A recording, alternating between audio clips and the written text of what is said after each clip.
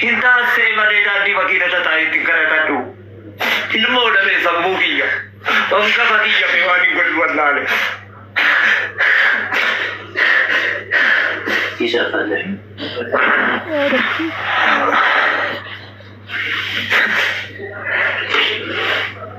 Kalau tuh minta kesida. Share wali goda. Ofin bon tuh kamjut tasih tidak bina gifti ko. Naga gala tarabi nagal cisin jechan turemu be warki naga ke dakam muiti kafa duti nana saitas gabay tokko farratti namichi kun naftanya ada dina Kenya namicha kanaaf osoo hin taane maatii kee biyya jiraniif maatii baay'isee biyya jiraniif yaaditi dhugaa jirtu dubbadhu. Dhugaa haqa jirtu lafa kaa'e micoo mana ijaazaa hin geenye jettee Mubaarakitti himte. Micoo mana ijaazaa geeche jirti. Nyaattee dhugdee raftee bultee kaatee hojiin geessa jedhee mana ijaazati fuudhee ba'e namichi. Bilbila irraa fuudhee. Ati mana ijaazaa hin geenye jettee ni miti Mubaaraki. Shufeeratu dhaqee fuudhe silaa dallaalaa bira hin geenye jettee ni miti. Shufeera baangaalii malee nafxanyicha bira hin geenye jettee ni miti. Akkamitti immoo dallaalatti maallaqa kennattee maallaqa ishiin dallaalichatti kennattee sinii galchaa buukii keechan ergadha jetteerree maatii baay'iseeti. Kana qofa naa deebisi. Mana achumatti na dhagaa jechuudha uummanni. Thank you ofin bon tuh nanda kaddeeyyuu. Galatoomi. Hunda isaa oliifteeyyuu. Mucaan kun sagalee si waraabameera maallaqa warqee gaaffichuma irra si deebi'a. Akkamitti isiin amma ragaa Afrikaan qabanaan jettetti ofiin boontuun dhaabi jennaan dhaabde malee. Dhaabbadhu jennaan dhaabbatte malee viidiyoo jettee faallaa keenya deemaa turte. Dhaabbadhu jennaan ishii erganaan jettee dhaabbattee viidiyoo kaaftee hoo jala. Malee ukkaanfamtee jirti mucaan jettee iyyaa turte. Qobaasi. Atamma maatiitti isa dawwaltee sagalee kee barbaadde sinna keessa na bira jira. Dawwaltee mucaan duute jirti. Buukii keessa ergadhaa. Maallaqa isinii erga jetti eessaa fuute maallaqa si. Maallaqa micayyooni mana madaamii teessetu jechuudha. Tiraanesfeer goosiste malee harkatti baattee miti kan isheen jirtu. Maallaqa erga gashatteeyyuu torbee lama mana madaamii teessee torbee lamaa sana booda kaatee jechuudha. Madaamii ishee akkaataa danda'amaa ta'een haasofsiistanii gaafachuu dandeessu. Birriin kan inni gale ankaawuntii irratti. Ankaawuntii irratti galee ankaawuntii irraa ba'ee namichaa jira. Akkaawuntii eenyu irratti? Ankaawuntiin isheen irratti gashite amma na biraa formaata ta'ee jira garuu isiniif hin fichisiisa abbaasaa jechuudha. Abbaa ankaawuntii eenyu irratti si jenne adiidhaan gaaffiin koo akkaawuntii eenyu irratti gashifte? Maqaan isaa Rabiffaan barraa'ee jira. Ankaawuntiin ani fuudhee ishiitti ergee isarraa immoo namichi immoo baasee fuudhee harkatti qabatee jechuudha. Birri ogaa kaaniyyuu ishiin ankaawuntii maal ergite malee harkatti Birrichi birrii meeqa? Birrii 3,000. Riyaala 3,000. Riyaala 3,000? Bira jira birricha amma? Ana bira hin jiru namicha harka jira.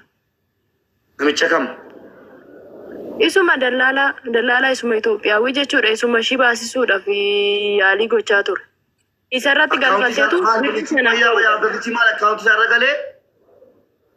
Birriin ankaawuntiin inni irra gashu ankaawuntii nama biraatti ergamaa inni immoo nama sanirraa hin fuudhaa jechuudha. Birrii ergachuudhaaf yeroo ijoolleen kaate ankaawuntii itti ergaa gisee immoo biyyatti zarazaranis ankaawuntii isaanii itti ergataniitu ankaawuntii sanirratti asii achee zarazarsiisafi jechuudha. Kan inni irratti gashisiisu kan birrii achitti bira dabre hayyee. Kan birrii bakka sanitti bira dabre. Micoon tun adagaa konkolaataatiin duute miti. Mube na obsiti koshi. Micoon tun adagaa konkolaataatiin duute miti reeffi ishii echa dhaqeree reeffi sareetuun badu biyya Arabaa keessatti reeffa namaa dhiisi tokko. Lammata bilbilli ishii eenyu harka jira. Ammaan tanatti bilbilli ishii eenyu harka jira. Haadhaaf abbaan maal jedhan beektaa? Ilaa ammas asirratti siifan jabeessaa obse.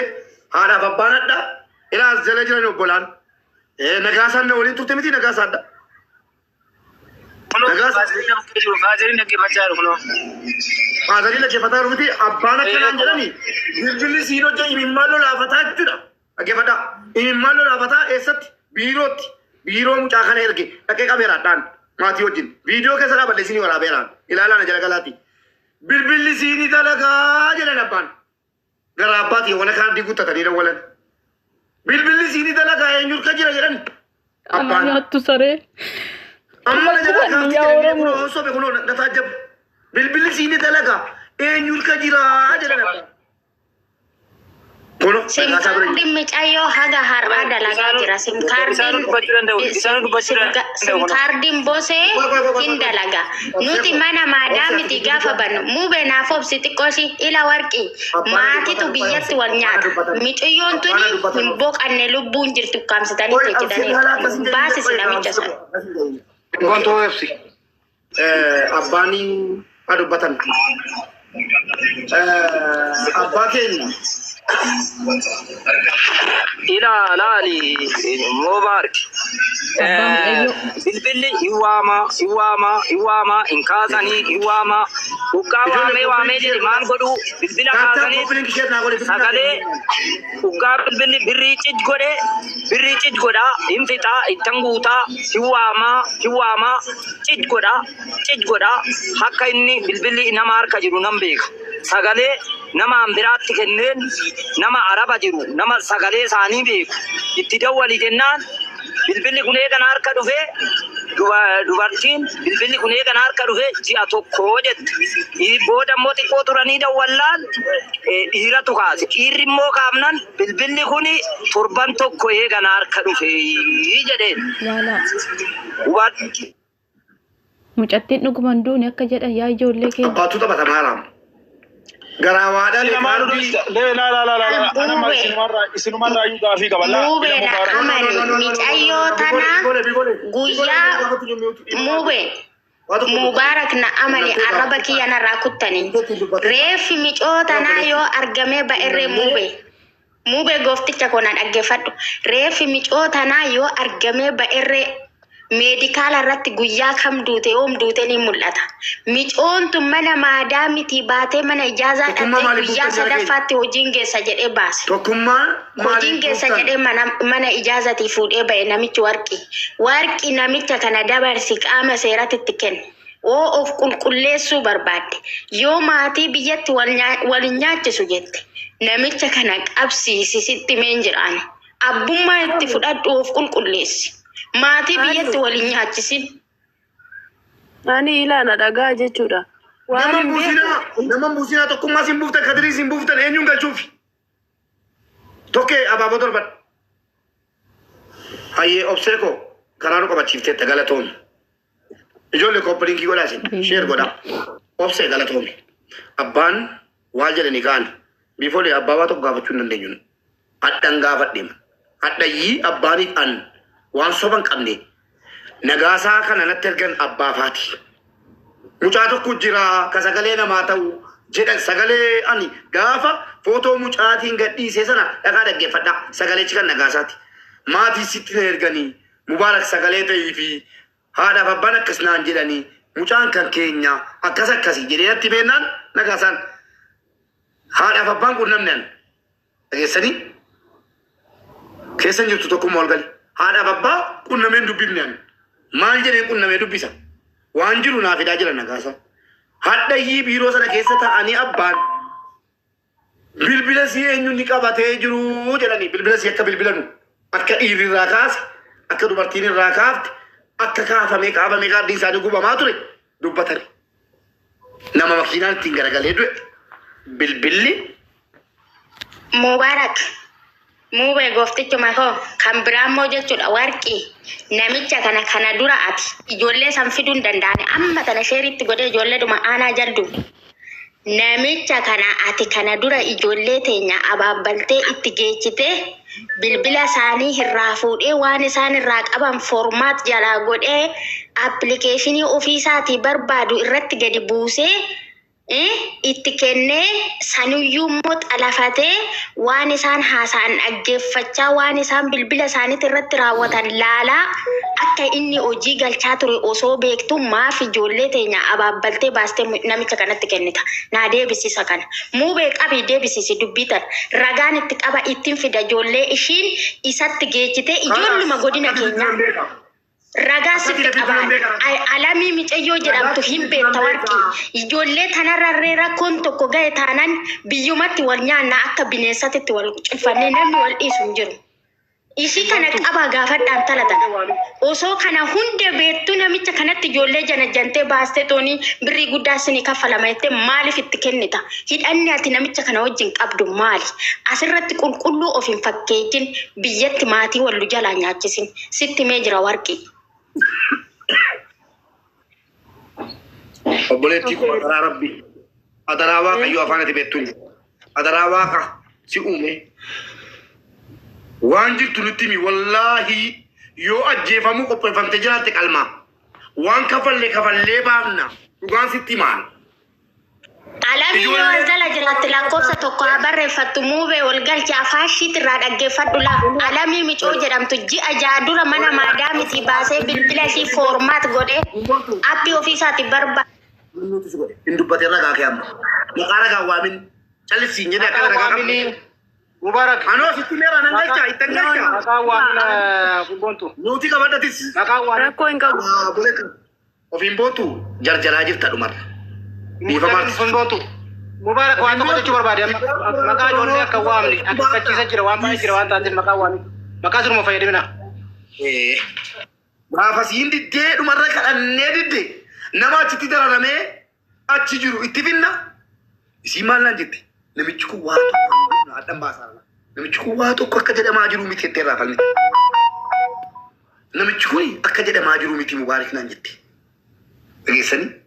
Namni ol galee ragaatti ba'u jira jira akka namichi nama akkanaa ta'e walitti dhufeenyi amma isii walitti dhufeenya namichaa wajjin qabdu kutuu didde obboleettii koo ammas taanaan obboleettii kiyya qaalii haadha qabda abbaa qabda haadhatu bu'aa jirti abbaatu bu'aa jira rabbumaa jedhi ummata Oromoo nama 5,200 dhaggeeffataa jiru jedhi nus imman akka abbaan itti bu'aa ture akka haati itti bu'aa ture tu argite kunoo na dhagaa jiru jechuudha. Ijjina jaamuu kee adiyyuu jalaa wajjin jechuudha. Hin rafne kunoo laali. Jalaa wajjin akka sabiyyii olii gad deemnee bu'aa ollee nama 11 obboleetti xaaxee si nutti himi si waliin jirra namicha kana akka du'aatti namicha kana akka sabaatti hiriira baasee an Finfinnee keessatti wallaahi nan godhaan maqaa keetiin hiriiratti ilaa dagoleef maaltu keessa si galche ol deebii biifoo dabalatti ilaa deebii ol deebii biifoo dabalatti ilaa deebii isa malee namni bilbila kee qabu biifooleef ana biifooleef namicha bicha kan bilbila kee qabu keessan galiin gadi dhageessa akka Oromoota akka sabaatti yoo hiriirii barbaachise awwaadaan si gala an nama waan dubbate guutu hiriira dursee dhaabadheen hiriira sii baasaan namichi kun akkasiin miine akkasiin miisimne akkati nagaan biyya keetti qabdu dhugaanuu baasi waadaan yoo hiriira taate ijoolleen dargaggeessi furii keessa guutee jiru kun gahaadha dargaggeessi boolee keessa jiru Oromoon gahaadha akka rakkoon sirra hin geenye viidiyoo si awwaala namichi sihirii qaba tokko jedhe sihirii hojjeta jedhan lammaffaa qoricha wayii namaa kennuu qaba jedhan yeroo ijaazaa nama baase qoricha ijoollee durbaa keenyattiin dogoggorsu shaayee keessa buusee bishaan keessa buusee namaa kennuu qaba jedhan haga kana qorannee deemneerra. Adaraa kee nu sabni keessa wajjin jirra maatii wal fixuuf deemu biyya keessa ni beektaa maatii jara kana yoo Oromoon dadhabe nu itti deemna jennaan kadhannee addaan qabnee jirra akka lubbuun kan biraan gaagaafnee fan gidduu deemaa jira hadda ka yeroo keessa yoon taa'e ilmoo koo xabachifadhe waa hundanaa caala garuu jireenyatti ba'een dhufeen imala gara keessaniin godhaa jira xumurri sii hin bareeddu waxxattiin kun xumurri sii maatii ol ficcisiifti waan irraa beektu amma waan irraa beektu dhugaa ragaan namichi ilaa dhaggeeffadhu sitti ragaa wanta dhiyeessumaa inni akka namichi kun ijoollee dararuuf akka namichi kun ijoollee shamarran Oromoo irratti Amaaraa irratti sagaagalummaa hojjetee akka inni si erge hin beekna Akka eeyyama isaatiin nurka galtee nan beekaman. Feetu amma baatee deemta malee. Akka ta'e eeyyama isaatiin dhufte masmara kan naa bite jette. Baangaaliidha naan jette bite ati. Eenyu sii bitee jennaan. Baangaaliidha jette obboleettii ko. Si doorsisuu miti dhugaan sitti maala. Akkamitti bilbila kee argatee biifoolee biratti akkamitti bilbila anaa kennuu diddee kansaa. Cufateera jette akkamitti argattee bilbiltee fi ittiin haasoftanii waliin haasoftan. Quba wal qabdu giiftii ko. Wallaahi namichi kun siin baasu. Ani immoo Oromoo guutuurra deemeen kaasee hiriirallee baasa malee amma dhimmi kun dhumtutti ilmoo kootti du'aan naa galchu malee ayyaan nan galche hin galuun. Na amani awwaanan qabeeratti nan du'aan. Nama 5,500 waraabbataa jira sagalee kana. Ilmoo kootti hin galuun. Amma reenfi yookiin fayyaa mucaa kanaa abbaa galutti. Kana jala murii qaban. Kanaaf nuu himi sodaachisa dubbataan jiru. Dhugaan sitti himaa jira. Nuu himi dubbiin si bira jirti. Bakka. Dhugaa himi du'i. Ani dhugaadhuma waanuma beekni meedua malee sila sobayyuu takka ittiin dabaluu jechuudha. Egaa fi dura ofiin boontuun na gaafatte irratti namni kamiyyuu gaafa mana xalabaatii bahu anis kan koo jechuudha silkii koo gaafa mana xalabaatii bahu narraa fuudhee foormaat godhee kan biraadha kan inni itti naacaan. Maaliif appilikeeshinii sanaan jarri akka duuba deemanii hin qabanneef dhuguma foormaata hin ta'a jechuudha. Immoo appilikeeshinii mataasaa itti caane kan jedhamu sana appilikeeshinii mataasaa bakka fidee itti caane ani hin beekani. Appilikeeshinii alami immoo jechuudha kan isheen amma asitti natti machaa turte gaafa micayyoon baddalamtuyyuu wajjin ana bira dhuftee jechuudha wajjiniin iyyuu gadda teenyee alam wajjiniin akkam godhu wanti kun akkaataa kamiin ulfaataadha wanti kun muudameera waan ta'eef ta'eera waan ta'eef maaltu ta'uu qaba kan jedhu aniif alam wal bira turree jechuudha.